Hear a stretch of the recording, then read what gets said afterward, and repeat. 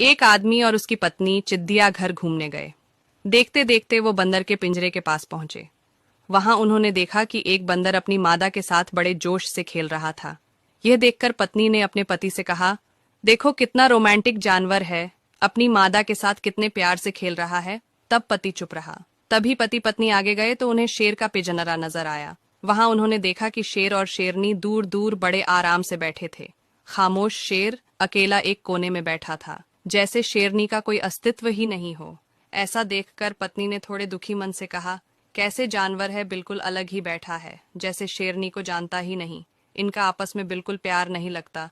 तभी पति अपनी पत्नी को एक पत्थर दिया और कहा, इस पत्थर को जरा शेरनी की तरफ फेंको। पत्नी ने जैसे ही पत्थर शेरनी की तरफ फेंका, तभी शेर दहाड़ता हुआ अपनी शेरनी की रक्षा के लिए आगे आया। अब पति अपनी पत्नी को एक पत्थर और दिया और कहा, अब इसे बंदरिया की तरफ फेंको। जैसे ही पत्नी ने पत्थर फेंका, वो बंदर अपनी मादा को छोड़कर खुद की जान बचाने के लिए तुरंत पेड़ पर चढ़ गया था।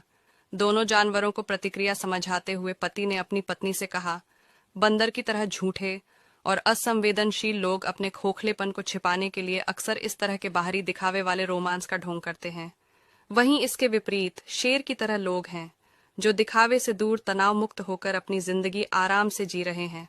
और आज के समाज में हमारे आसपास बंदर ज्यादा है और शेर बहुत कम।